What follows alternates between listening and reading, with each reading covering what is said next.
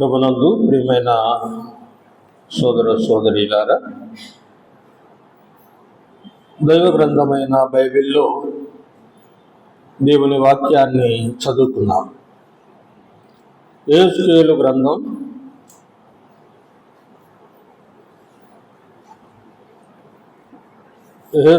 గ్రంథం 2వ అధ్యాయం మొదటి నుండి చదువుకుందాం.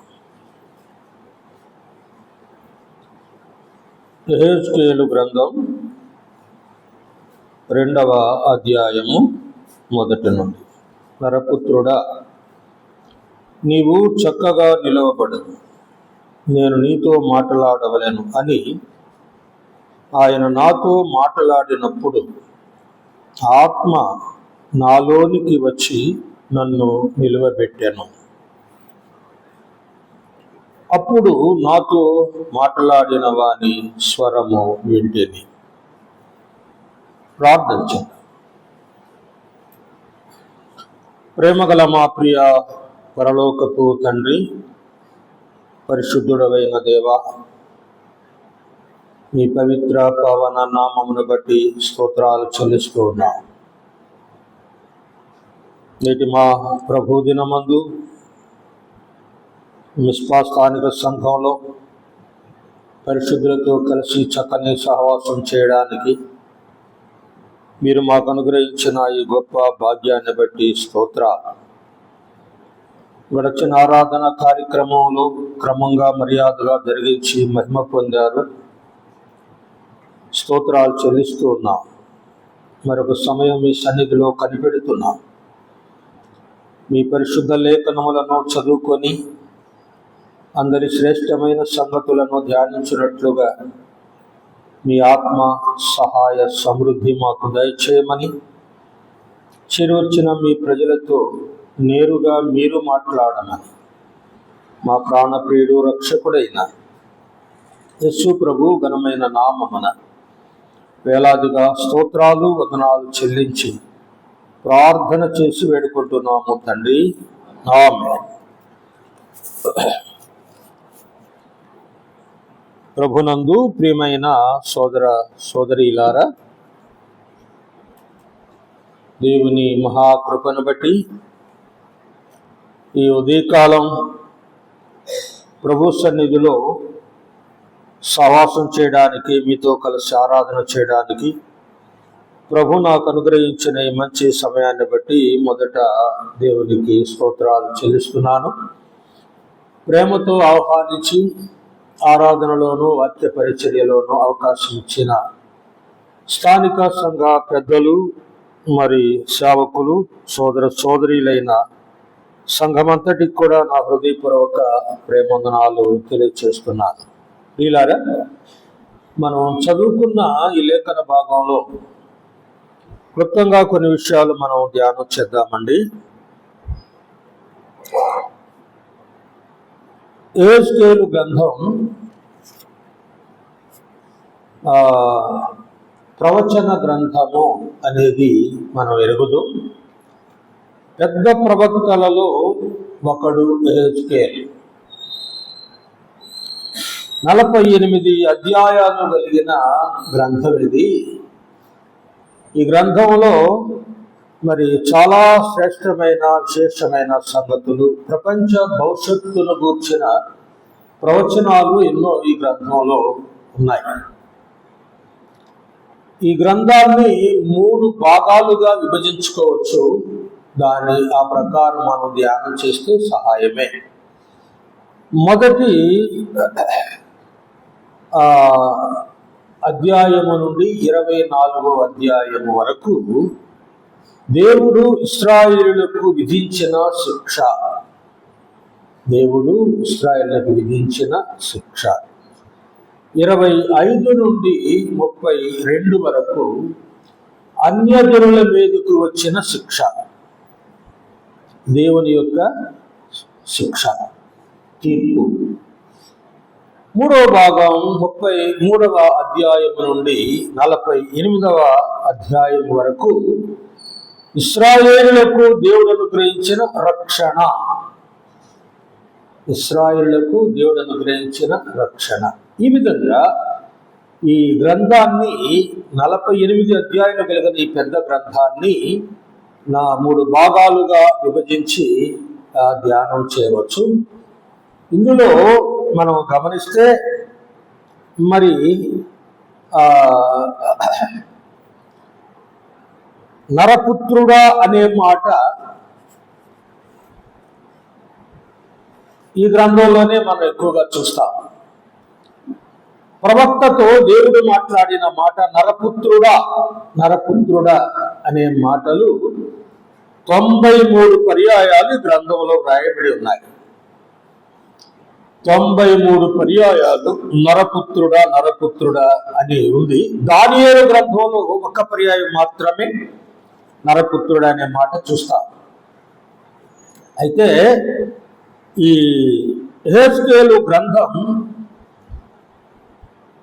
ఈ ప్రవక్త చెరలో ఉన్న వారి మధ్య ప్రవచించిన ప్రవక్త. దానియేలు యెహెజ్కేలు ఇద్దరు చెరలో ఉన్న వారి మధ్య ప్రవచించిన ప్రవక్తలు. ప్రవక్తలు కొన్ని భాగాలు ఉన్నాయి. చెరకు ముందు ఉన్న ప్రవక్తలు కొందరు, చెరకు తరువాత ఉన్న ప్రవక్తలు కొందరు, చెరలో ఉన్న ప్రవక్తలు కొందరు. ప్రవక్తలు 3 భాగాలుగా ఉన్నారు. అయితే యెహెజ్కేలు చెరలో ఉన్న ప్రవక్త, చెరలో ఉన్న వారి మధ్య ప్రవచించిన ప్రవక్త. వీళ్ళరా యెహెజ్కేలు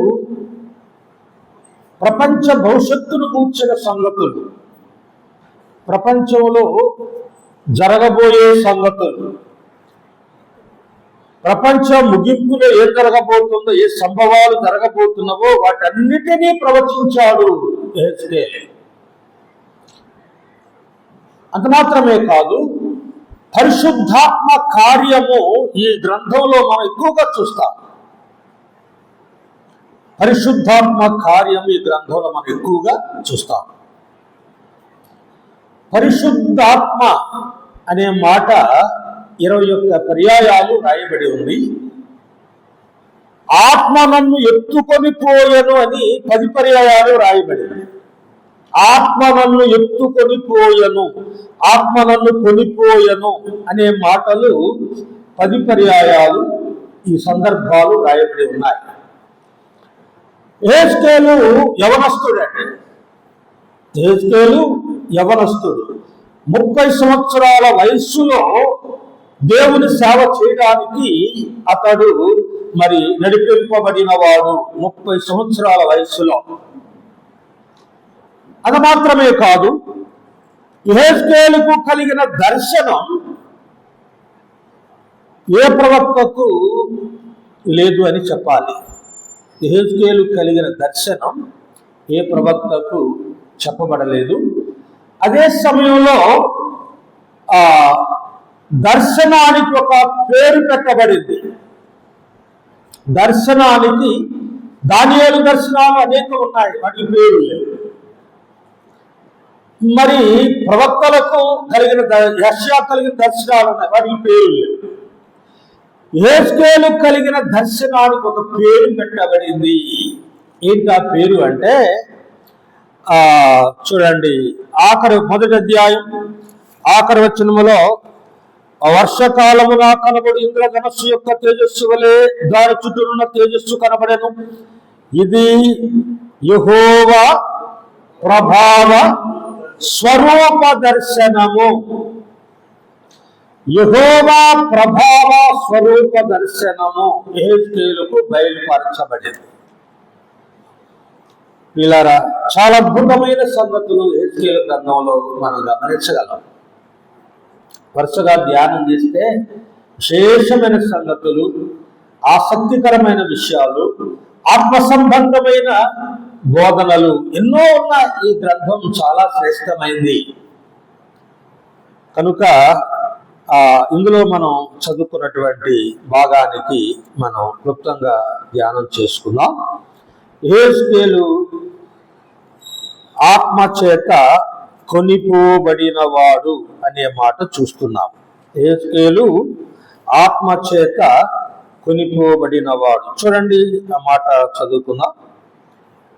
2వ అధ్యాయం 1వ వచనం. నరపుత్రుడా, నీవు చక్కగా నిలువబడుము, నేను నీతో మాటలాడవలెను అని ఆయన నాతో మాట్లాడినప్పుడు ఆత్మ నాలోనికి వచ్చి నన్ను నిలువబెట్టెను. ఆత్మ నాలోనికి వచ్చి నన్ను నిలువబెట్టెను. 3వ అధ్యాయం 12వ వచనం. అంతలో ఆత్మ నన్ను ఎత్తుకొని పోగా, 14వ వచనం. ఆత్మ నన్ను ఎత్తి తోడుకొని పోగా, 3వ అధ్యాయం 24వ వచనం. నేను నేల సాగిల పడగా ఆత్మ నాలో ప్రవేశించి నన్ను చక్కగా నిలువబెట్టెను. ఇలాగున దేవుని ఆత్మ ఆత్మ అనే మాటలు చూస్తున్నాం. ప్రియులారా, ఆత్మ చేత నింపబడిన వాడు యెహెజ్కేలు, ఆత్మ చేత నడిపింపబడిన వాడు, ఆత్మ చేత కొనిపోబడిన వాడు, ఆత్మ నన్ను ఎత్తుకొని పోయను అనే మాట గమనిస్తున్నాం. చూడండి, ఆత్మ నన్ను ఎత్తుకొని పోయను అంటే ఎలా ఎత్తుకొని పోయను? ఇప్పుడు ఒక నది ప్రవహిస్తూ ఉంది. ఆ నదిలో మనం దిగినప్పుడు ఆ ప్రవాహం మోకాళ్ళ లోతు వరకు మన స్వాధీనంలో మనం ఉంటాం. మోకాళ్ళ లోతు వరకు లేదా గిలకల లోతు వరకు మన స్వాధీనంలో మనం ఉంటాం. మోకాళ్ళ లోతు వరకు కూడా మన స్వాధీనంలో మనం ఉండగలం. తర్వాత నడుముల్లోకి వెళ్ళినప్పుడు కూడా కొంతవరకు ఆ పట్టుదలతోటి నడుముల్లోకి ప్రవాహంలో కూడా ఆ పట్టుదలతోటి మనం నడిచి మన స్వాధీనంలో మనం ఉండగలం. చెయ్యెత్తితే అందనంత లోతులో ఉన్న ప్రవాహములోనికి మన స్వాధీనంలో మనం ఉండగలమా? మనం ఉండలేము. ఎందుచేతనంటే ఆ ప్రవాహం యొక్క బలం ఎక్కువైనది కనుక మనలను ఆ ప్రవాహము ఎత్తుకొని పోవను. ఆ ప్రవాహము స్వాధీనంలోనికి మనం వెళ్ళిపోతాం. ఆ ప్రవాహము మనం ఎక్కడ తీసుకొని వెళుతుందో అది దాని ఇష్టం వచ్చిన స్థలానికి తీసుకొని వెళ్తుంది. ఆత్మ నన్ను ఎత్తుకొని పోయను అంటే ఆత్మ స్వాధీనములోనికి నేను వెళ్ళిపోయాను అంటున్నాడు యెహెజ్కేలు. మనమైతే గిలకల్లోతు నీళ్ళల్లో ఉన్నట్టుగా, మరి మోకాళ్ళ లోతు నీళ్ళల్లో, నడువులోతు నీళ్ళల్లో ఉన్న మంచి అనుభవం కలిగిన వారు, పర్వాలేదు అనుకున్న వారు నడువులోతు నీళ్ళల్లో ఉంటారు అనుకున్నాం. అసలు అందనంత లోతులోనికి వెళ్ళిన భక్తులు ఎవరండి? ఈ ప్రవాహమే పరిశుద్ధాత్మ ప్రవాహం. ఈ ప్రవాహమే పరిశుద్ధాత్మ ప్రవాహం. పూర్తిగా ఆత్మ స్వాధీనములోనికి వెళ్ళిపోయాడు యెహెజ్కేలు. నన్ను ఎత్తుకొని పోయారంటే యెహెజ్కేలు తన స్వాధీనంలో లేడు, పరిశుద్ధాత్మ స్వాధీనములో ఉన్నాడు. అలాగైతే యెహెజ్కేలు ఆత్మ చేత నడిపింపబడిన వాడు. ఇక్కడ 2వ అధ్యాయం మొదట్లో చదువుకున్నాం. చూడండి, నరపుత్రుడా, నీవు చక్కగా నిలువబడుము. దేవుడు చెప్తున్నాడు, నీవు చక్కగా నిలువబడుము. దేవుని పిల్లలమైన మనం, విశ్వాసులమైన మనం, పరిశుద్ధులమైన మనం నిలబడాలి. ఎలా నిలబడాలి? చక్కగా నిలబడాలి. ఒడిదుడుకులు లేకుండా నిలబడాలి. నిటారుగా నిలబడాలి. వంగిపోకుండా నిలబడాలి. ప్రభు కొరకు నిలబడిన స్థితిలో మనం ఉండాలి. నిలబడ్డామా? నిలబడుతున్నామా ప్రభు కొరకు? కష్టం వచ్చినా, శ్రమలు వచ్చినా, బాధలైనా, నిందలైనా, అవమానాలైనా నేను నా ప్రభు కొరకు నిలబడి ఉన్నాను. నిలబడాలంటే మన చేత కాదండి.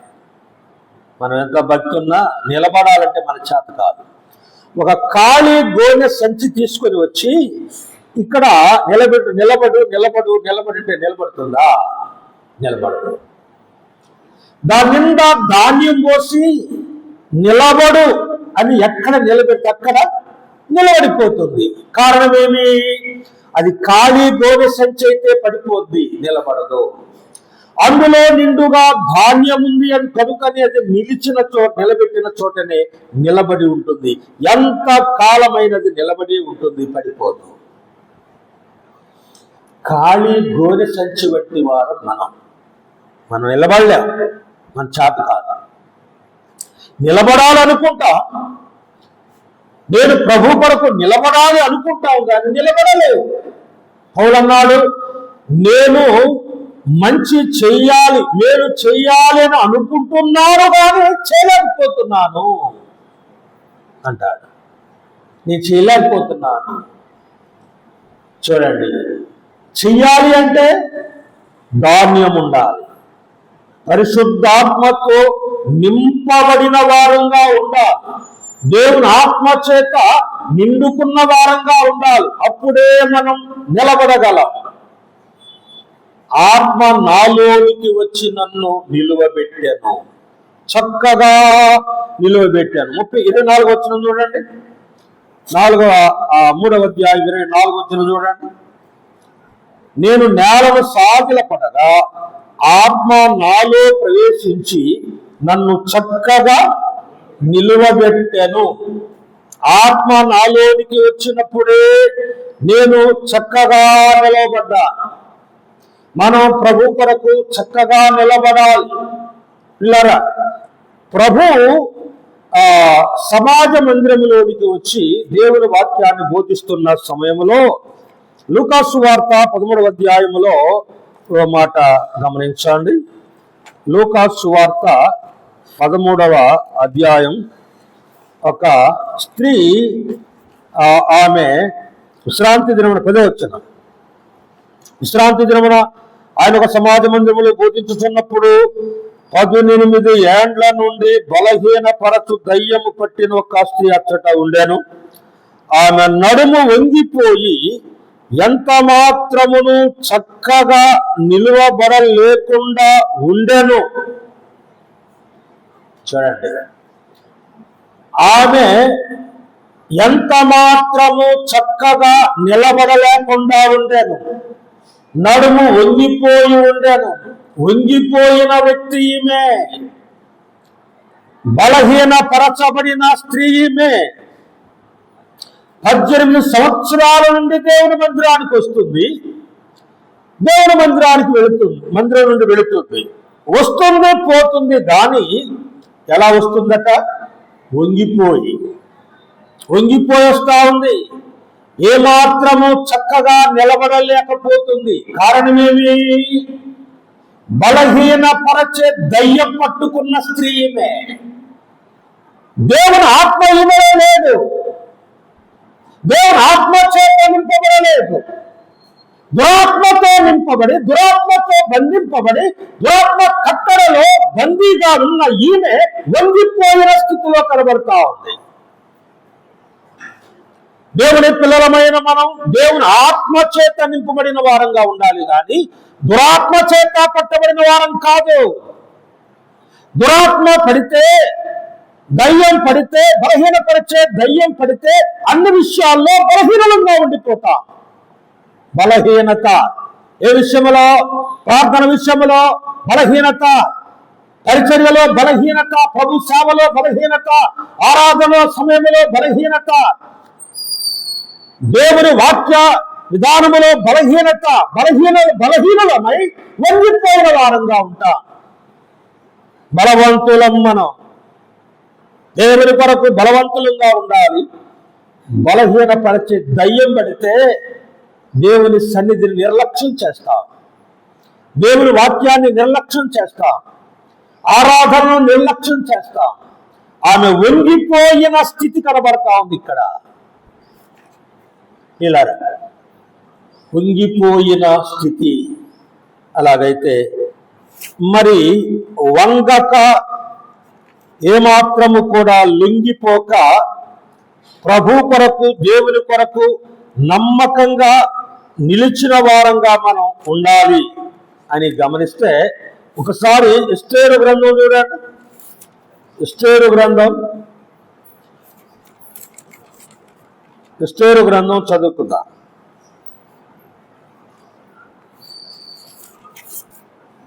అతడు వంగకయు నమస్కరింపకయు ఉండెను. 3వ అధ్యాయం గమనించండి, 5వ వచనం. ఆ మొర్దెకై వంగకయు నమస్కరింపకయు ఉండుట హామాను చూచినప్పుడు, చూడండి, వంగకయు నమస్కరింపకయు ఉన్నందున హామాను చూశాడు. ఎవరికి వంగలేదో? మొర్దెకై ఎవరికి వంగలేదు? హామానుకు వంగిన వాడు కాదు. 3వ అధ్యాయం 3వ వచనం, 2వ వచనం చదవండి. కాబట్టి ఆ రాజుగుమ్మలున్న రాజసేవకులందరూ రాజాజ్ఞానుసారముగా మోకాళ్ళుని హామానునకు నమస్కరించిరి.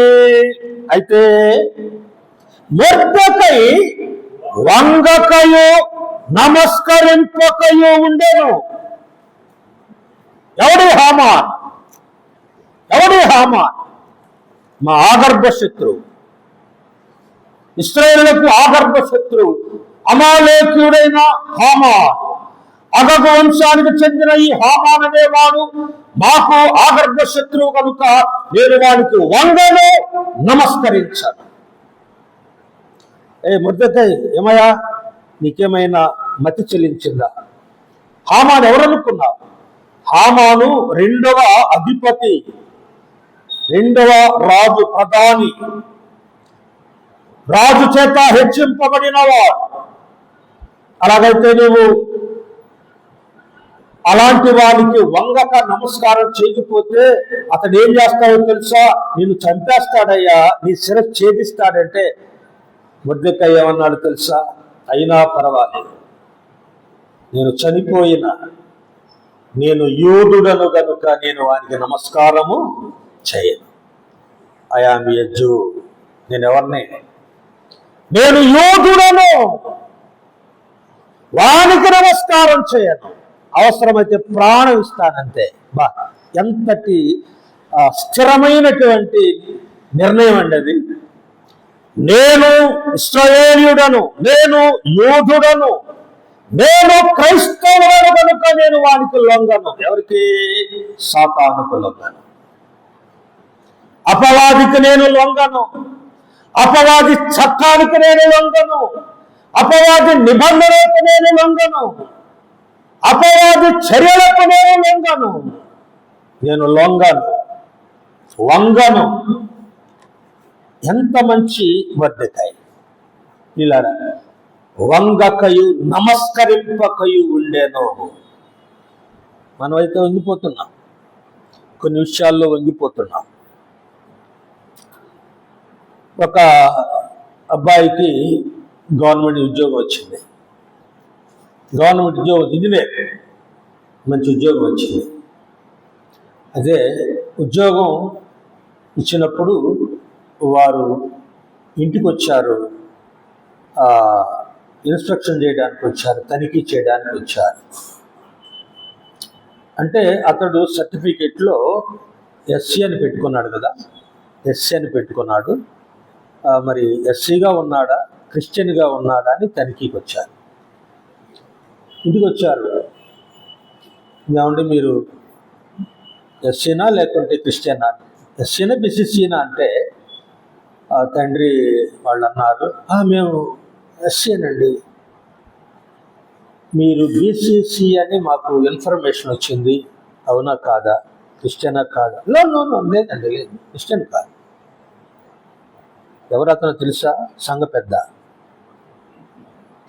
పెద్ద అండి. ఒక సంఘ పెద్దగా ఉండి కుమారుడు ఉద్యోగం వచ్చింది, ఉద్యోగం కొరకై నేను ప్రభుని ఎరగనని చెప్తావా? మేము ప్రభుని నమ్మిన వాళ్ళం కాదు, ప్రభుని ఎరగం మేము. ఎంతటి దుర్భర స్థితితో తెలుసా అది? ప్రాణం పోతే ఏమండి, ఉద్యోగం ఆ ఉద్యోగం ఇంకోటి వచ్చింది, ఏ ప్రైవేట్ ఉద్యోగం ఏదో చేసుకొని బ్రతకొచ్చు. నేను క్రైస్తవుణ్ణి కాదు అని చెప్పడానికి నీ నోరు ఎలా రిటర్న్గా రాసిచ్చావు? అయిపోయింది, పరలోకంలో నీకు చీటి చిరిగిపోయింది పో. నేను యూదుడను, వంగను, నమస్కరించాను. నేను క్రైస్తవుడను, వంగను, నమస్కరించాను. నా నోటితో కాదు అని చెప్పాలి. ఇది ఎంతటి నిర్ణయం అంటే ప్రభు కొరకు హతసాక్షయ్యేంతటి స్థాయిది. ఆత్మ నాలోనికి వచ్చి నన్ను చక్కగా నిలవబెట్టి ఆత్మచేత నింపబడిన వాడుగా ఇక్కడ మనం చూస్తూ ఉన్నాం. ఆత్మ సంబంధి ఏజ్కేలు ఎవరండి? ఏజ్కేలు ఆత్మ సంబంధి అని చెప్పుటలో ఎలాంటి సందేహం లేదు. తర్వాత కొరింథీయులకు రాసిన మొదటి పత్రిక 3వ అధ్యాయం. కొరింథీయులకు రాసిన మొదటి పత్రిక 3వ అధ్యాయం 16వ వచనం. మీరు దేవుని ఆలయమై ఉన్నారు అని, దేవుని ఆత్మ మీలో నివసించుచున్నాడని మీరు ఎరుగరా? చాలండి. మీరు దేవుని ఆలయమై ఉన్నారు. మనం ఎవరు అండి? దేవుని ఆలయం అంటే మనలో ఎవరు నివసిస్తున్నారు? దేవుని ఆత్మ మనలో నివసిస్తున్నాడా? ఈ మాట గమనించాలి. ఇది ఊరికే చదువుకుంటే పోయిన మాట కాదండి. ఇది నీలో ఎవరున్నారు? దేవుని ఆత్మ ఉన్నాడు. ప్రభుని నమ్మిన సోదరుడా సోదరి, ప్రభుని నమ్మిన సోదరుడా సోదరి, నీలో నాలో ఎవరున్నారో తెలుసా? దేవుని ఆత్మ ఉన్నాడు. పరిశుద్ధాత్మ మనలో ఉన్నాడు. మన దేహము ఆయనకు ఆలయం. మనలో పరిశుద్ధాత్మ నివసిస్తున్నాడు. ఆయన మనలో ఉండాలని ఎంత ఇష్టపడ్డాడో తెలుసా? నేను వారి మధ్య ఉండునట్లుగా నాకు ఒక పరిశుద్ధ స్థలము నిర్మించమని మోషేతో దేవుడు సెలవిచ్చాడు. నేను నా ప్రజల మధ్య ఉండాలని ఆశ నాకుంది.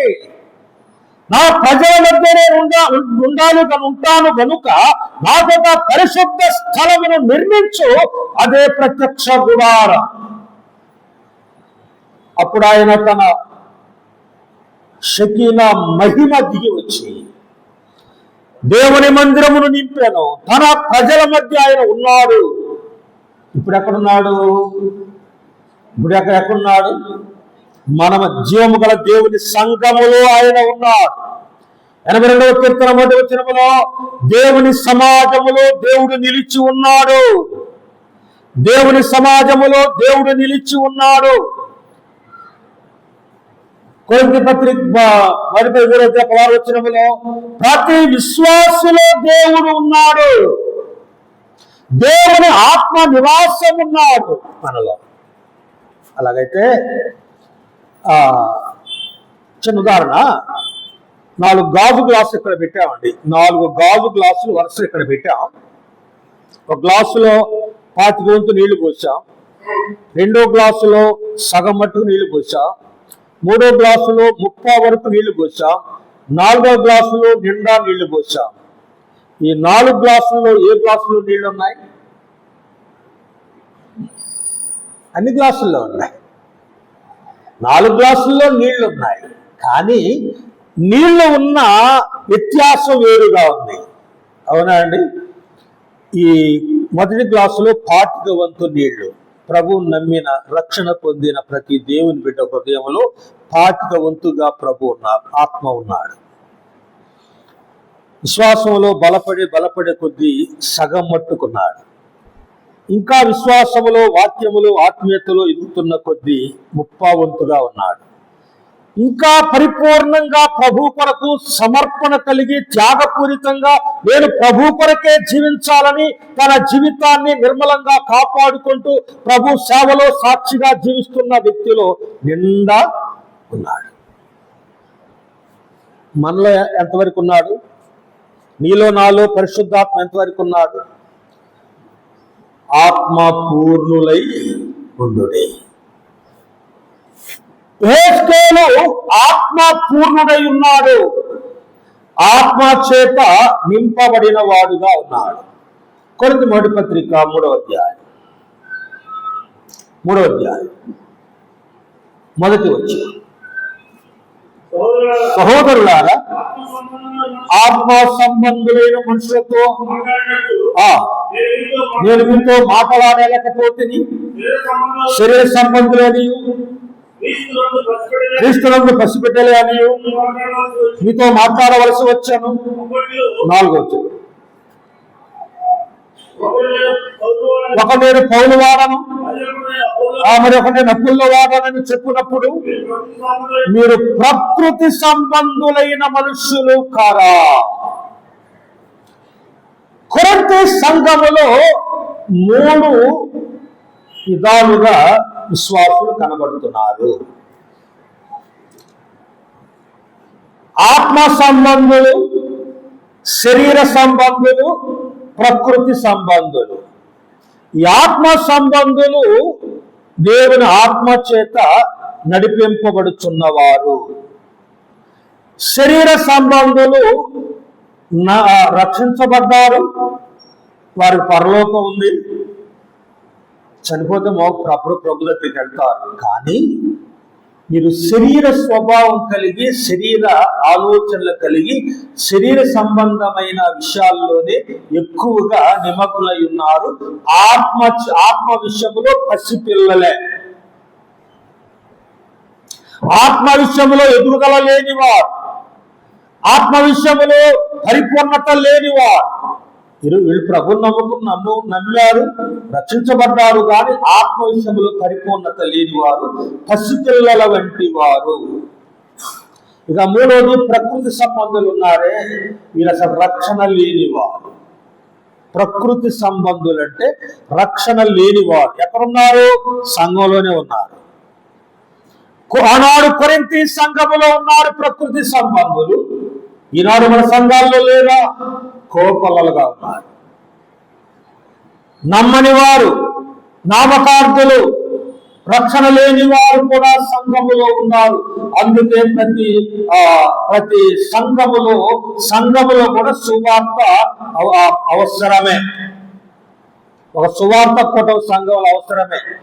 వాక్య కూటం, విగ్రహాపన కూటం, ఆరాధన కూటం, ఇవన్నీ కూడికలు ఉన్నాయి. కానీ సువార్త కూటం కూడా సంఘములు అవసరమే. ఎందుకు? నమ్మని వారు కూడా ఉన్నారు కనుక, ప్రకృతి సంబంధులు కూడా ఉన్నారు. వీరికి పరలోకం లేదు. ప్రభు వచ్చినప్పుడు మీరు ఎత్తబడరు, మీరు విడిచిపెట్టబడతారు. రక్షణ లేని వారు, నామకార్థులు. ఇలా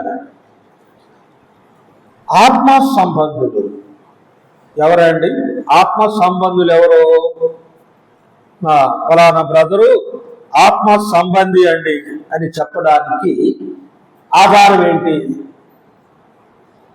ఆత్మ సంబంధిని చెప్పడానికి ఆధారం ఏంటి? ఫలానా వ్యక్తి శరీర సంబంధి అండి అని చెప్పడానికి రుజువేంటి? ఫలానా వారు ప్రకృతి సంబంధులు, వీరు రక్షణ లేని వారు, వీరు నరకానికి వెళ్తారని చెప్పడానికి ఆధారం ఏంటి? ముఖం మీద మనం చెప్పామనుకోండి, ఊరుకుంటారా?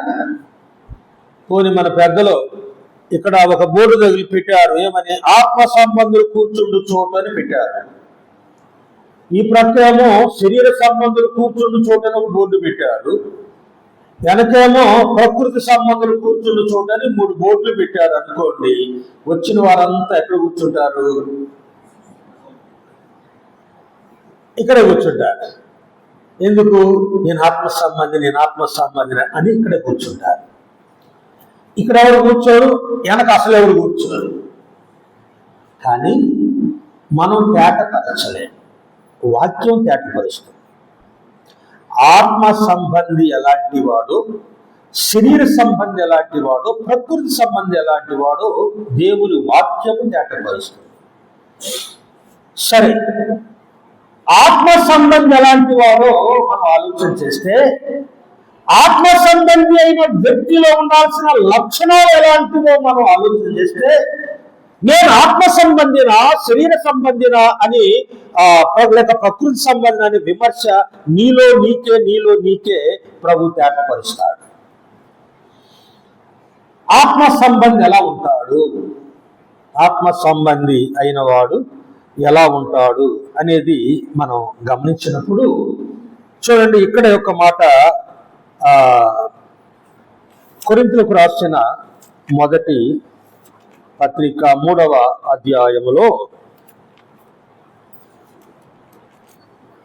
ప్రకృతి ఆత్మ సంబంధి యొక్క లక్షణాలు 2వ అధ్యాయం చూడండి, 15వ వచనం. ఆత్మ సంబంధి అయిన వాడు అన్నిటినీ వివేచించును గాని అతడు ఎవరి చేతనైనను వివేచింపబడడు, అంటే విమర్శింపబడడు.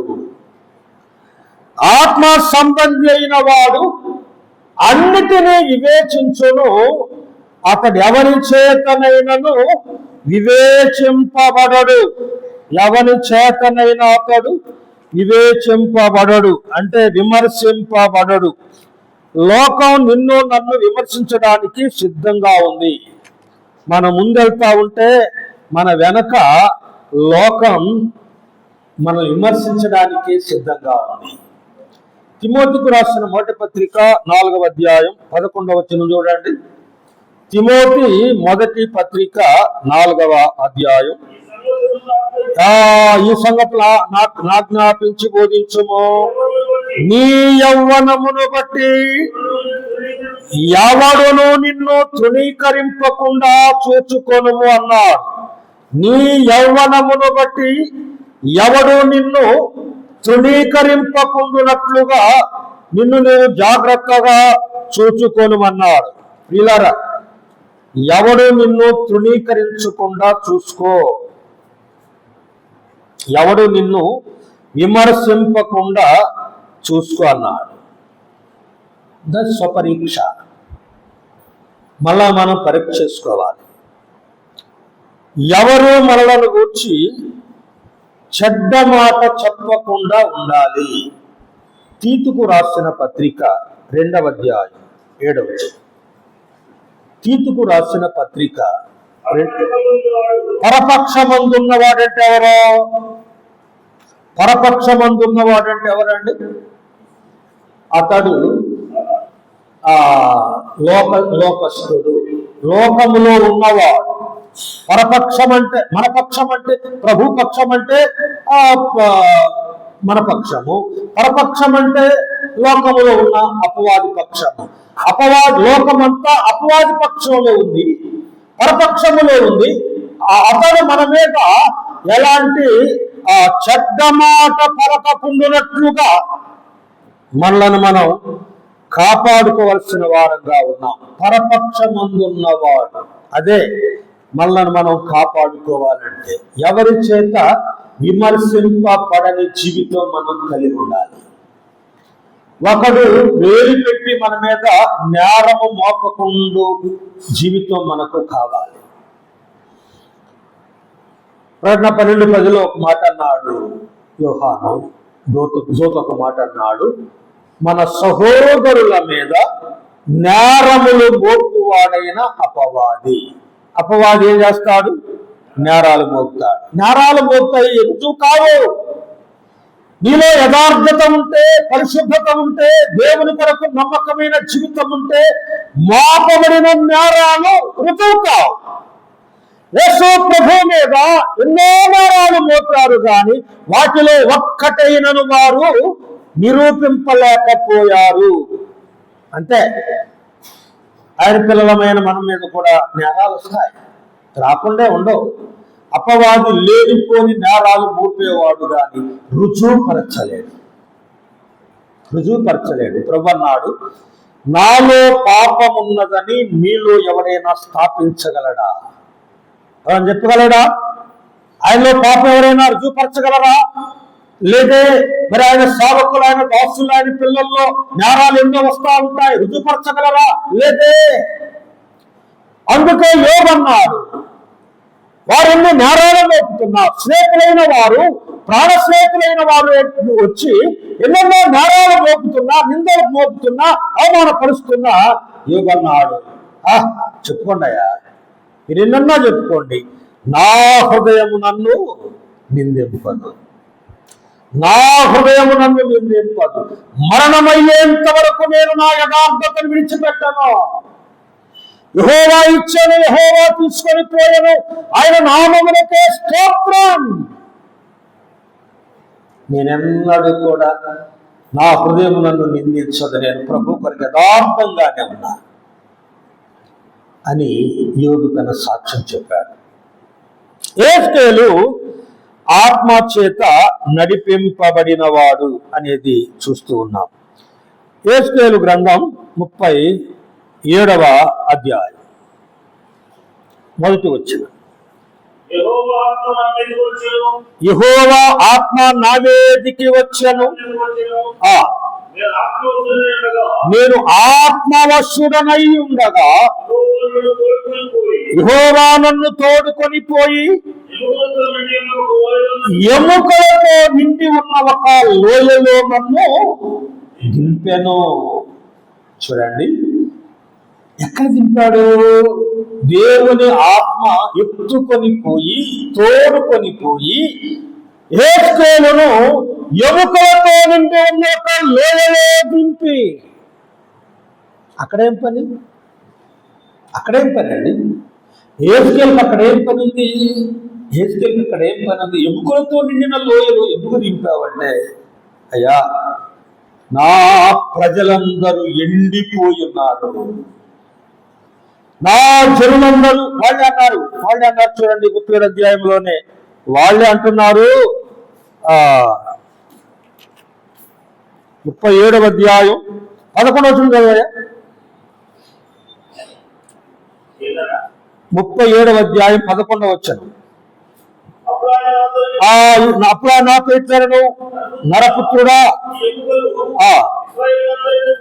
ఈ ఎముకలు, ఎండిపోయిన ఈ ఎముకలు ఇశ్రాయేలులందరినీ సూచించుచున్నవి.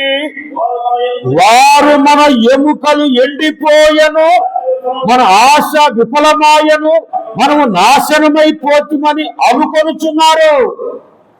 ఇశ్రాయేలీయులు ఆ ఎండిన ఎముకలతో నిండిన లోయ ఇశ్రాయేలు జనాంగములకు సూచనగా కనబడతా ఉంది. మన ఎముకలు ఎండిపోయెను, మన ఆశ విఫలమాయను, మనం నాశనమైపోతుంది అని ఇశ్రాయేలు చెప్పుకుంటున్నారు.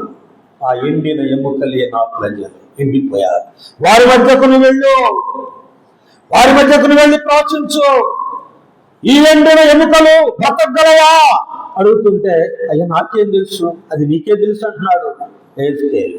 ప్రవచించన్నాడు, ప్రవచించాడు. గడగడామనే శబ్దము వచ్చి ఒకదాని ఎముకలు, ఎక్కడొక్కడ ఎముకలు అని ఒకదానికి జతపడి స్కెల్టన్స్ తయారైపోయింది. మళ్ళీ ప్రవచించమన్నాడు, మళ్ళీ ప్రవచించాడు.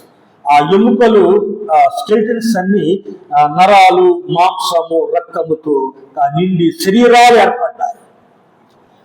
జీవాత్మను పంపినప్పుడు ఆ గొప్ప సమూహము లేచి నిలబడింది, ఇశ్రాయేలు జనాంగం. అలాగైతే యెహెజ్కేలును ఆత్మ చేత, దేవుని ఆత్మ యెహెజ్కేలును తన సేవ నిమిత్తం నడిపించాడు. ఎండిన ఎముకల మధ్యకు పంపించాడు. మరి మనం ఎక్కడికి వెళ్ళాలి? నశించు ఆత్మల యొద్దకు వెళ్ళాలి. దేవుని ఆత్మ చేత నడిపింపబడి నశించు ఆత్మల మధ్యకు వెళ్ళి దేవుని వాక్యమును, రక్షణ సువార్తను ప్రకటించవలసిన బాధ్యత ప్రభు మన మీద ఉంచారు కనుక దేవుని ఆత్మ చేత నడిపింపబడి, దేవుని ఆత్మ చేత నింపబడి సువార్త, రక్షణ సువార్త నశించు ఆత్మలకు ప్రవచించవలసిన బాధ్యత మన మీద ఉంది. నడిపింపబడుతున్నాము ఆత్మచేత నింపబడిన వాడు, నడిపింపబడిన వాడు ఈ భారం కలిగి ఉంటాడు. దేవుడు ఆత్మచేత నడిపింపబడి హెచ్చుకెళ్ళి భారం కలిగి ఉన్నాడు.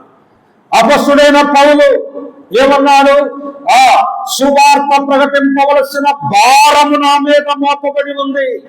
సువార్త ప్రకటింపకపోతే నాకు శ్రమ. సువార్త అనే అంశాన్ని తన ప్రాణాధారంగా చేసుకున్నాడు పౌలు. మరి మన ప్రాణాధారం ఏంటి? సువార్త ప్రకటించవద్దా? రక్షణ సువార్త ప్రకటించవద్దా? నశించు ఆత్మలకు సువార్త సేవ చేయవద్దా? దేవుని ప్రేమను చాటించవద్దా? ప్రభు శిలువ సువార్తను చాటించాల్సిన బాధ్యత మన మీద లేదా? దేవుని ఆత్మ గలవాడు ఉండలేడు. అంతే. దేవుని ఆత్మ చేత నడిపింపబడేవాడు సువార్త చెప్పకుండా ఉండలేడు. ఆ భారం మనకుందా? ఆ భారం మనం కలిగి ఉన్నామా? వెళ్ళాలి, సువార్త ప్రకటించడానికి వెళ్ళాలి. వెళ్ళలేకపోతే వెళ్ళేవారిని పంపాలి. అంతే. వెళ్ళలేకపోతే, ఒకవేళ వెళ్ళడానికి అవకాశం ఉంటే తప్పకుండా వెళ్ళాలి. వెళ్ళలేకపోతే, అవకాశం లేకపోతే వెళ్ళేవారిని పంపండి. ఇది నీ భారం. వెళ్ళినా ఒకటే, వెళ్ళేవారిని పంపినా ఒకటే, యుద్ధం చేసినా ఒకటే, సామాను దగ్గర కాపులా ఉన్నా కూడా ఒకటే. నీ భావం నీకు వస్తుంది. సేవాభారం కలిగి ప్రభు రాజ్య సువార్తను, రక్షణ సువార్తను ప్రకటించాల్సిన బాధ్యత మన మీద ఉంది. ఒక మాట, ఏదైనా ఎన్నికలు వచ్చాయనుకోండి, ఎన్నికలు వచ్చినప్పుడు ఒక పార్టీ వారు తమను గూర్చి దేశమంతా ప్రకటన చేస్తారు. మేము మంచివాళ్ళు, మా వైపు చూడండి, మా రాజ్యాన్ని, మా వాటిని గెలిపించండి, మేము మంచివాళ్ళు అని చెప్పుకుంటారు.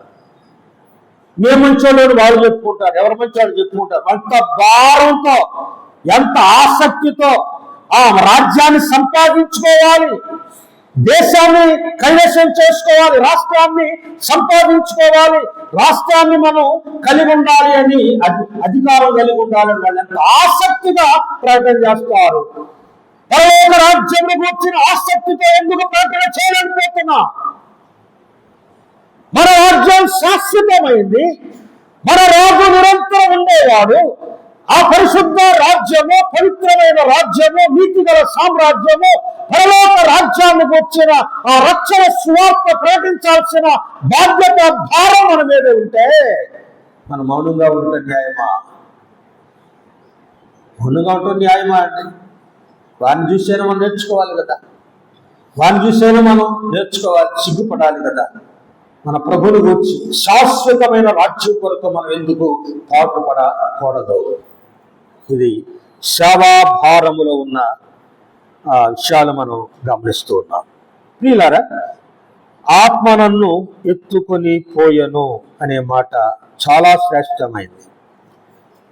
అపొస్తలుల కార్యం 8వ అధ్యాయం 29వ వచనం చూడండి. అపొస్తలుల కార్యం అప్పుడు ఆత్మ ఫిలిప్పుతో, నీవు ఆ రథము దగ్గరకు పోయి దానిని కలుసుకొనుమని చెప్పాను. ఫిలిప్పు ఎట్టెళ్ళాడండి? ఆ రథం దగ్గరికి ఫిలిప్ ఎట్టెళ్ళాడు? పోదాంలే, ఇటు వస్తే కలుసుకుంటాలే అనుకోలేదు. రథం వెళ్ళిపోతుంది. రథమట ఈ వైపు నుంచి ఈ వైపుకి వెళ్తా ఉంటే ఆ రోడ్డు, అరణ్య మార్గంలో ఆ రథం ఇటు వెళ్తా ఉంటే ఫిలిప్పు అటు నుండి క్రాస్ చేయడానికి పరిగెత్తుకుంటూ వచ్చాడు. రథం చూశాడు, రథం చాలా దూరాన్ని ఉంది. ఆ రథం అక్కడ ఉంది, నేను ఈ అడ్డదారిని వెళ్తే రథాన్ని కలుసుకుంటాను అని ఈ అడ్డదారిలో అరణ్య మార్గంలో పరిగెత్తి ఆ రథం సమయానికి వచ్చేసరికి వెళ్ళి దాన్ని రథం కొమ్ముట్టుకున్నాడు. రథం వెంట పరిగెడుతున్నాడు. ఆ పాప ఆపని అనలా, ఆపో అని చెయ్యత్తలా. ఆ రథం వెంట పరిగెత్తుతూ రథం కొమ్ముట్టుకొని రథం వెంట పరిగెడుతూ మాట్లాడుతున్నాడండి. అయ్యా నువ్వు చదివేది గ్రహిస్తున్నావా అని చెప్పానని రథం వెంట పరిగెడుతూ ఆయనతో మాట్లాడుతూ ఉన్నాడు. ఎంత ప్రయాస అండి అది, ఎంత ప్రయాస! అరణ్యములోనికి వెళ్ళి పరిగెత్తి సువార్త చెప్పాల్సిన అవసరం పిలుపుకి ఏమొచ్చింది? ఎవరు పొమ్మన్నారు? దేవుడు పొమ్మన్నాడు. పరిశుద్ధాత్మని నువ్వు వెళ్ళని చెప్పినప్పుడు పరిగెత్తుకుంటా వచ్చి ఆ నపుంసకుడికి సువార్త చెప్పాడు. పరిగెత్తి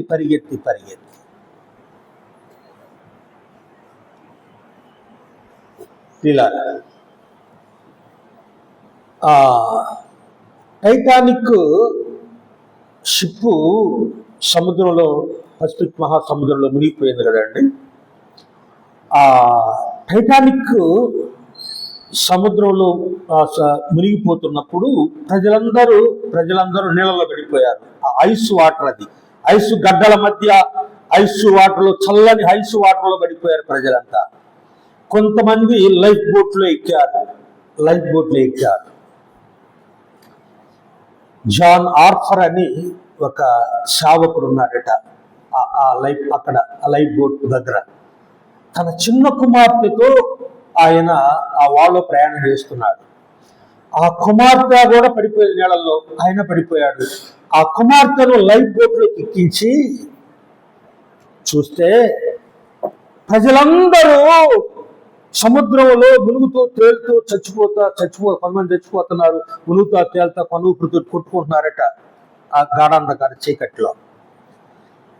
తన కుమార్తెను లైఫ్ బోట్ ఎక్కించమ్మా, నేను కలుస్తాను నిన్ను, నువ్వు ఇక్కడే ఉండని చెప్పి వెళ్ళి ఈదుకుంటా వెళ్ళి ఒక వ్యక్తి దగ్గరికి వెళ్ళి, బాబు నువ్వు చనిపోబోతున్నావు, యేసుప్రభు నమ్ముకో, యేసుప్రభు రక్షకుడు, నీ ప్రాణాన్ని నీ ఆత్మ రక్షిస్తాడు, యేసుప్రభు నమ్ముకో అని వారికి సువార్త చెప్పి, ఇంకో చోటుకి వెళ్ళి వారికి చెప్పి సువార్త, చనిపోతున్న వారికి సువార్త చెప్పి ఆయన కూడా చనిపోయాడు.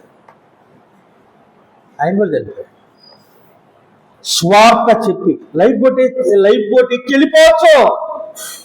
అనేక ఆత్మలు నశించి నరకానికి వెళ్ళిపోతా ఉన్నాయని ఆ ఐస్కల్ నేలల్లోని దూకి లోపలికి వెళ్ళి వాళ్ళ దగ్గరికి వెళ్ళి ఈదుకుంటా వాళ్ళ దగ్గరికి వెళ్ళి ఒక్కొక్కరికి స్వార్థ చెప్పి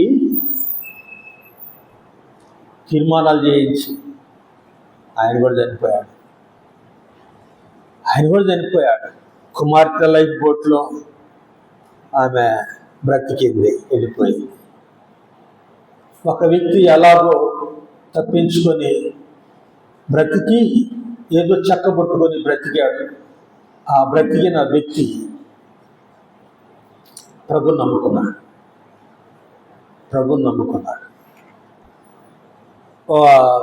కొంతకాలం తర్వాత ఒక పెద్ద పట్టణంలో బహిరంగ సువార్త సభ జరిగినప్పుడు ఇతడు సాక్ష్యం ఇచ్చాడు. ఏమని? టైటానిక్ ఓడలో నుండి నేను సముద్రంలో పడిపోయాను. నా దగ్గరకు ఒక వ్యక్తి వచ్చి, ఆయన ఎవరో నాకు తెలియదు, యేసుప్రభు నమ్ముకయ్యా, రక్షిస్తాడు, ప్రభు నేను రక్షిస్తాడు, యేసుప్రభు నమ్ముకో నేను రక్షిస్తాడని నాకు సువార్త చెప్పాడు. అనేక మందికి చెప్పాడు. ప్రభు నన్ను కనికరించాడు. నేను యేసుప్రభు నమ్ముకున్నాను అక్కడే, ప్రభువా నన్ను రక్షించని ఆర్తనాదంతో నేను ప్రభు దగ్గర మా పాపాలు ఒప్పుకున్నప్పుడు ప్రభు నన్ను రక్షించాడు. ఆ వ్యక్తి ఎవరో నాకు తెలియదు. నా ప్రభు సువార్త నాకు చెప్పి నన్ను రక్షణ మార్గం నడిపించాడని సువార్త చెప్తుంటే ఆ సభలో యార్పర్ కుమార్తె ఉంది, ఆ శావకుని కుమార్తె ఉంది ఆ సభలో. అప్పుడు అందట, అయ్యా నీకు సువార్త చెప్పి ప్రభు దగ్గరికి వెళ్ళిన వాడు నా తండ్రి, నీకు సువార్త చెప్పిన వాడు నా తండ్రి నేను సాక్ష్యం చెప్పినాడు. ఇలాగా స్వార్థ సేవ భారము ఎంత గొప్పదో తెలుసా అండి. హెజ్కేలు ఆత్మచేత నడిపింపబడినవాడు. సువార్త సేవలో అతడు ప్రాణములను సైతం లక్ష్య పెట్టకుండా నడిపించినవాడు. చూడండి, ఎవరికి సువార్త చెప్పాలా? ఎవరికి సువార్త చెప్పాలండి? 33వ అధ్యాయం హెజ్కేలు గ్రంథం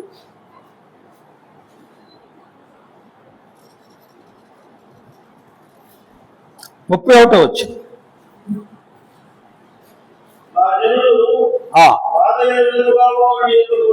వచ్చి నీవు కూర్చుండి గాని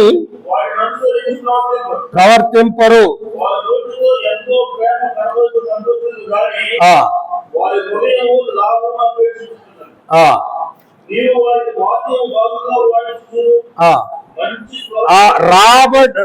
చాలండి, వారు రావాల్సిన విధంగా వస్తారు. నీ వాక్యం వినరో, నీ వాక్యం వినరో, నీ స్వార్థ వినరో. 2వ అధ్యాయం కూడా చదివా, ఇక్కడే 4వ వచనం చదవండి, 3వ వచనం చదవండి. 2వ అధ్యాయం 3వ వచనం. ఆయన నాతో ఇట్లనను, నరపుత్రుడా, నా మీద తిరుగుబాటు చేసిన జల్లి యొక్కకు ఇశ్రాయేలు యొక్కకు నిన్ను పంపుచున్నాను. వారును వారి పితరులను నేటి వరకును నా మీద తిరుగుబాటు చేసిన వారు సిగ్గుమారిన వారును కఠిన హృదయులై ఉన్నారు. వారి యొక్కకు నేను నిన్ను పంపుచున్నాను. వారు తిరుగుబాటు చేయవారు కనుక వారు వినినను వినకపోయినను తమ మధ్య ప్రవక్త ఉన్నాడని వారు తెలుసుకున్నట్లు నీవు వెళ్ళి వారి మధ్య ప్రకటింపవలెను. నీవు వారి మధ్య వెళ్ళి ప్రకటించు. వారు విన్నా వినకపోయినా, అంగీకరించినా అంగీకరించకపోయినా, ఎదిరించినా వ్యతిరేకించినా, దూషించినా శపించినా, కొట్టినా తిట్టినా వారి మధ్యకి వెళ్ళిన స్వార్థ చెప్పు. సావుకుని బాధ్యత ఇది, స్వార్థకుని బాధ్యత ఇది, సేవకుని యొక్క సమర్పణ ఇది. వారు విన్నా వినకపోయినా సువార్త చెప్పవలసిన బాధ్యత. ఈ మధ్య పోయిన నెలలో 16-17 తారీఖుల్లో నెల్లూరు జిల్లాలో ఉదయగిరి మండలం, సీతారాంపురం మండలం 2 మండలాల్లో సువార్త ప్రకటించాం. సువార్త దండయాత్ర చేశాం. 82 గ్రామాల్లో సువార్త ప్రకటిస్తే ఓ 10 లేక 15 గ్రామాల్లో మాత్రం ఏమనలేదు. 82 గ్రామాల్లో 10-15 గ్రామాల్లో ఏమనలేదు, మామూలుగానే చెప్పాం వచ్చాం. మిగిలిన 70 గ్రామాల్లో వ్యతిరేకతలే. 70 గ్రామాల్లో వ్యతిరేకతలే. వద్దు వద్దు వద్దు, వెళ్ళిపో వెళ్ళిపో వెళ్ళిపో. ఎవడు రమ్మన్నాడు మిమ్మల్ని? ఎందుకు వచ్చారు మీరు? వెళ్ళిపో. ఒక గ్రామంలోనైతే తెలుసు, అచ్చకు స్త్రీలే ఎదురొచ్చారండి. స్త్రీలే వచ్చి ముఖద్వారం దగ్గరకు వచ్చి మర్యాదగా వెళ్ళిపోండి, వెళ్ళిపోండి, లోపలికి రావద్దు, వెళ్ళిపోమని స్త్రీలు అతని పరిచయం. ఏమండి, ఎంత దారుణం! మరి ఇలాగ మారిపోయింది. సువార్త ప్రకటించే దినాలు కష్టతరమైపోయింది. ఇంకా ప్రార్థన చేశాం, వారి కోసం ప్రార్థన చేశాం. తీసుకున్న వారికి కరపత్రికలు మాత్రం ఇచ్చాం, మైకు మాత్రం పెట్టడానికి వీల్లేదు. ఈ విధంగా వ్యతిరేకిస్తున్నారు. వారు వినినా వినకపోయినా ఆ గ్రామానికి వెళ్ళి దాని కొరకు ప్రార్థన చేసి పత్రికైనా పంచి తీసుకున్న వాళ్ళకన్నా ఇచ్చి రావాలి. ఇది మన బాధ్యత.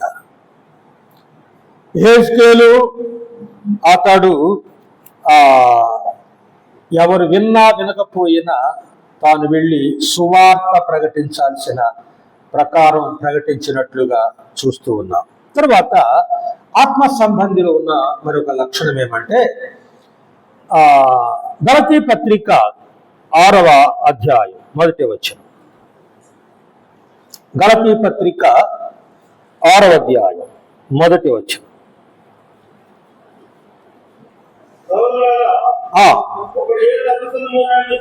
సహోదరులారా, ఒకడు ఏ తప్పిదములోనైనను చిక్కుకొని ఎడల ఆత్మ సంబంధులైన మీలో ప్రతివాడు తానును శోధింపబడుతునేమో అని తన విషయమై తాను చూచుకొనుచు సాత్వికమైన మనస్సుతో అట్టి వారిని మంచి దారికి తీసుకొని రాబట్టబడవచ్చు. చూడండి, అట్టి వారిని సాత్వికమైన మనస్సుతో తీసుకొని రావలేను. దేవుని దగ్గర తీసుకురండి. సాత్వికమైన మనస్సు కావాలి. మీ ఆత్మ సంబంధులైన మీలో ప్రతివాడు సాత్వికమైన మనస్సుతో వారిని మంచి దారికి తీసుకురావచ్చు. తప్పిపోతుంటారండి. గొర్రెల కాపరి గొర్రెలు కాస్తూ ఉంటాడు. ఒక 100 గొర్రెలు తోలుకొని పొలం వెళ్ళినప్పుడు ఒక్కోటి పక్కకి వెళ్ళిపోతాయి, తప్పిపోతాయి. మందలో నుండి పక్కకి వెళ్ళిపోతాయి. దాని స్వార్థం కొద్దీ పక్కకి వెళ్ళి ఎక్కడెక్కడో మేకెత్తుకుంటా ఉంటది. అది దారి తప్పింది. కాపరి ఏం చేస్తాడు? దగ్గరికి వెళ్ళి దాన్ని మరలా మందలోకి తీసుకొస్తాడు. ఒకవేళ ఎవరైనా ఒక సహోదరుడు ఎవరైనా తప్పిపోతే, తప్పిదవలో చిక్కుకుంటే మనం ఏమనుకోవాలో తెలుసా? దొరికాడబ్బా, ఎన్నాళ్ళ నుంచి కనిపెడతా ఉన్నాను, యారు దుక్కుతాడా చూశాను, దొరికాడు, తొక్కడంతో ఈసారి ఇక రాకుండా పోవాలా అనుకుంటే నువ్వు ఆత్మ సంబంధివా? వాడిని తప్పిదంలో పడ్డాడు కనుక వాడిని ప్రేమించాలి. అయ్యో నా సోదరుడు బురదలో పడ్డాడే అని దగ్గరికి వెళ్ళి, బురదలో పడ్డవాడిని దగ్గరికి వెళ్ళి ప్రేమతో చాచి పైకి తీసుకున్నట్టుగా ఉండాలి. ఓసారి నేను వేరే ఊరికి వెళ్తున్నాను సేవకి. ఒక అబ్బాయి, ఒక కుర్రోడు కొత్త బండి, ఒక సహోదరుడు వాళ్ళ ఫ్రెండ్ ఎవరో కొత్త బండి కొనుక్కొని వచ్చి సెంటర్లో పెట్టి మాట్లాడుతూ ఉంటే, వేరే బ్రదర్ నేను ఇక్కడ దాకా వెళ్ళొస్తాను రా అని చెప్పారని ఆ బండి తీసుకొని, కొత్త బండి కదా నడపాలని ఆశ ఉంది, వేసుకొని నేరుగా చెరువు కట్ట ఎక్కి కిందకు దిగాలి. అక్కడ ఒక కాలం ఉంది, నేరుగా పోయి ఆ టర్నింగ్ లో తిప్పలేక నేరుగా పోయి ఆ కాలంలో పడ్డాడు. బండి పోయి కాల్లో పడింది, వాడు కాల్లో పడ్డాడు. ఇంతలోతు నీళ్ళల్లో నిలబడి వచ్చేపోయాడు జాకేస్తాడు, అయ్యా అంట. అరే ఏంట్రా చెప్పి నేను బండి తీసుకొని చూస్తా ఉంటే, నేను సాగుకి వెళ్తున్నాను. బండి అంటే ఏం బాబు ఏంటంటే, అన్నా బండి ఉందన్నా అన్నాడు. బండి ఉంది ఆ నీళ్ళల్లో. అప్పుడు నేను బట్టలు తీసి బండి ఆడబెట్టి బట్టలు తీసి నేను లోపలికి దిగి ఆ బండిని ఎట్లో పైకి ఇద్దరం కలిసి పైకి లాగి ఒడ్డును పెట్టాం. కొత్త బండి నీళ్ళల్లో మునిగిపోయింది. అది ఇంకేమన్నా పనికొచ్చుద్దా? స్టార్ట్ కావట్లా, మెకానిక్ దగ్గర తీసుకెళ్ళాలా, అది అంతా రిపేర్ చేయాలా, అది స్టార్ట్ కావాలి. ఈ సంగతి ఆ బండి తెలియదు. చూడండి, అలాగున ఆపదలో ఉన్న ఈ మానవాడిని ఒక సహోదరుడు బురదలో పడ్డాడా, అపరాధంలో చిక్కుకున్నాడా, ఏదైనా లోపంలో ఉన్నాడా, వారి దగ్గరికి వెళ్ళి ప్రేమించాలి. అయ్యా నువ్వు అపరాధంలో ఉన్నావని అర్థమవుతుంది, ఇదిగో ప్రభు క్షమిస్తాడు, ప్రభు దగ్గర క్షమాపణ పొందు, ప్రభు నిన్ను క్షమిస్తాడు రమ్మని సాత్వికమైన మనస్సుతో, సాత్వికమైన హృదయంతో వారిని మంచి దారికి తీసుకురావాలి. కానీ అతన్ని ద్వేషించి, దూషించి, శపించి నువ్వు నాశనం అయిపోయావుకో, ఇక పనికిరావుకో, నువ్వు దేనికి పనికిరావని వారిని దూషించడం అనేది సరికాదు. మనం ఆత్మ సంబంధులమైతే వాని దగ్గరికి వెళ్ళి వానితో మాట్లాడి మంచి దారికి తీసుకురా. ఆత్మ సంబంధి సాత్వికుడుగా ఉంటాడు. సాత్వికమైన మనస్సు అనేది చూస్తున్నాం. భూమి మీద మిక్కిలి సాత్వికుడు ఎవరండి? మోషే సాత్వికుడా? ఎవరు చెప్పారండి? మోషే సాత్వికుడా? మనిషిని చంపి ఇసుకలో కూర్చోబెట్టాడు. ఆయన ఎట్ట సాత్వికుడు? ఒక్క దెబ్బతో వాడిని చంపి బూర్దేవుడు, అది ఇసుకు దేవుడు పుట్ట తీసి ఇసులో కూర్చోబెట్టాడు. ఇది సాత్వికుడా? కానీ అతడు మిక్కిలి కోపిష్టి అయిన ఆ మోషే 40 సంవత్సరాలు గొర్రెల దగ్గర నేర్చుకున్నాడు సాత్వికం. మోసేకు సాత్వికం నేర్పడానికి దేవుడు 40 ఏళ్ళు గొర్రె దగ్గర పెట్టాడు. ఐగుప్తులో ఉన్నప్పుడేమో మిక్కిలి కోపిస్తే, హోరేబు పర్వతం మీదకి వచ్చినప్పుడు మిక్కిలి సాత్వికుడు. లోకంలో ఉన్నప్పుడు మనం ఉగ్రవాదులమే, కోపిస్తులమే. ప్రభులోకి వచ్చినప్పుడు సాత్వికులంగా మారిపోవాలి. ఆత్మ సంబంధి అయిన వాడు మిక్కిలి సాత్వికుడుగా ఉండాలి. అలాంటి వారినే నేను లక్ష్యం ఉంచుతానన్నాడు దేవుడు. మనలో సాత్వికం అనేది ఎంతైనా అవసరం. 2వ సమూయేలు గ్రంథం 16వ అధ్యాయం 10వ వచనం.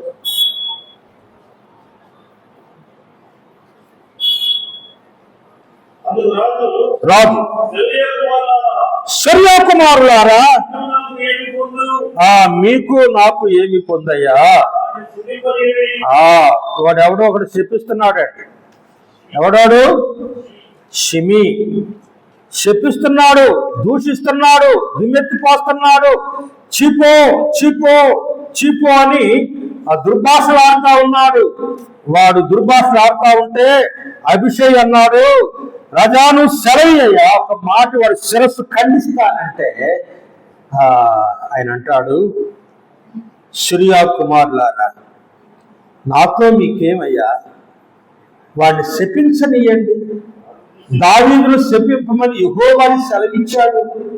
వాడిని శపించనివ్వండి, వాడిని మీరేమనొద్దు అని చెప్పారని ఎంత సాత్వికముతో తాను అభిషేక్తో సమాధానం చెప్తున్నాడు.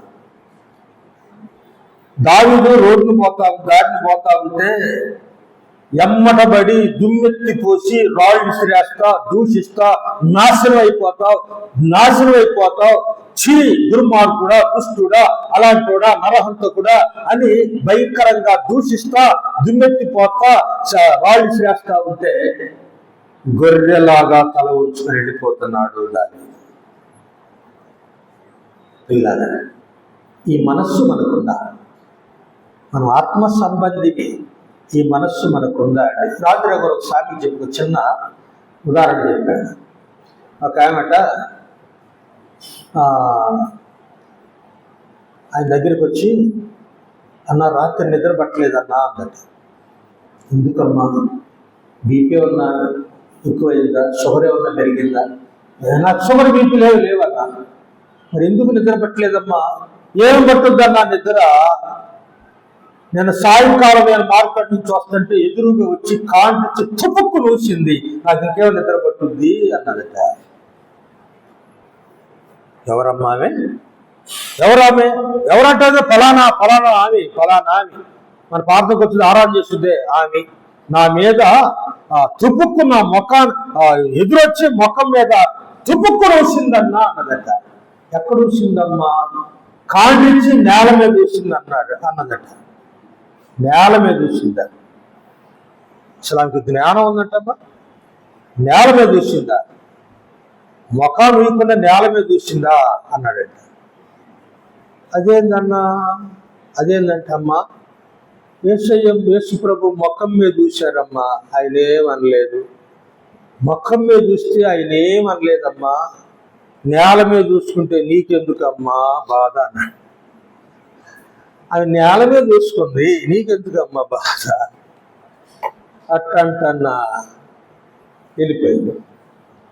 చూడండి, ఎదురుగా వచ్చి ఆమె ఏ ఉద్దేశంతో నోట్లు ఉమ్మొచ్చిందో ఏమో, నేల మీద చూసుకుందేమో. నీకెందుకు నిద్ర పట్టలేదు?